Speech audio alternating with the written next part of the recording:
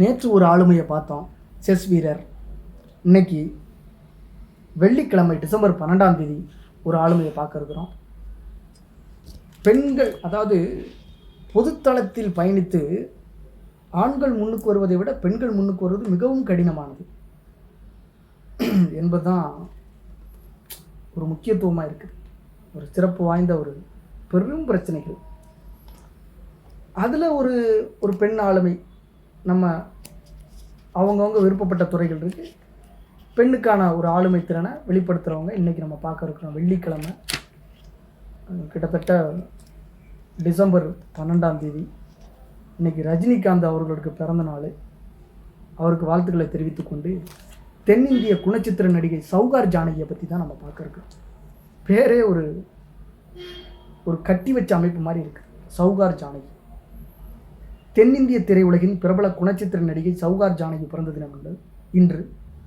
ஆந்திர மாநிலம் ராஜமுந்திரியில் 1931 பிறந்தார். தந்தை காகித மில் அதிபர். இவங்க அப்பாவும் பெரிய பணக்காரர் தான். நேற்று அவர் இருந்தாரோ அது மாதிரி. இவரது தொழில் காரணமாக பல்வேறு இடங்களில் வசிக்க நேர்ந்தது. சென்னையில் வசித்த போது சாரதா வித்யாலயாவில் படித்தார். குழந்தைகளுக்கான வானொலி நிகழ்ச்சியில் கலந்து கொண்டார். வானொலி நாடகங்களிலும் பங்கேற்றார். வானொலி நாடகத்தை கேட்ட சினிமா தயாரிப்பாளர் PN ரெட்டி குணசுந்தரி கதா என்ற தெலுங்கு படத்தில் நடிக்க அழைத்தார். இதில் பெற்றோருக்கு விருப்பம் இல்லாததால் உறவுக்கார பையனுக்கு இவரை மணமுடித்து வைத்தனர். கணவருடன் விஜயவாடாவில் வசித்தார். அவர் வேறு நல்ல வேலை தேடி சென்னைக்கு வந்தார்.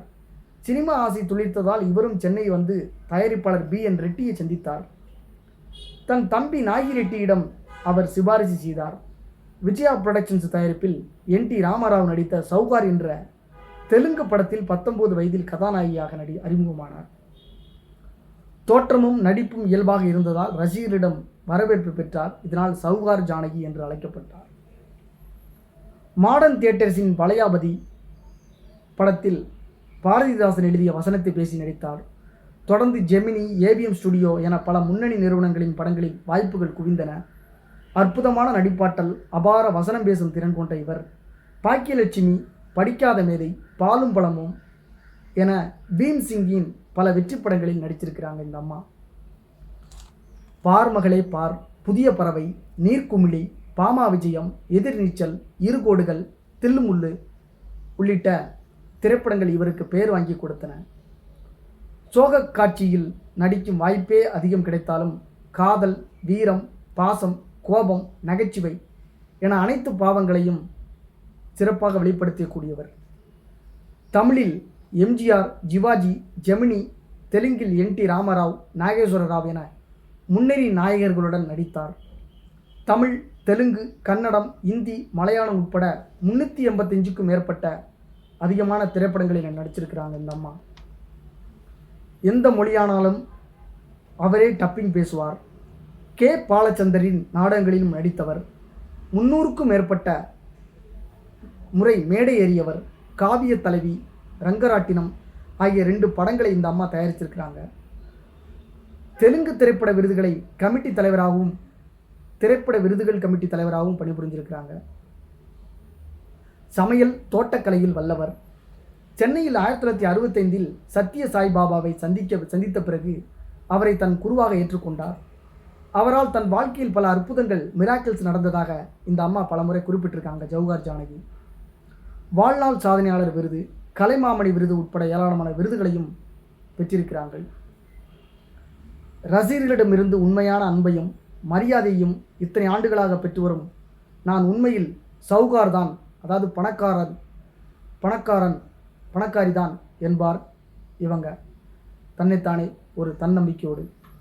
85 வயதில் அடியெடுத்து வைத்திருக்கும் சௌகார் ஜானகி இன்றும் சுறுசுறுப்புடன் செயல்பட்டு வருகிறார்.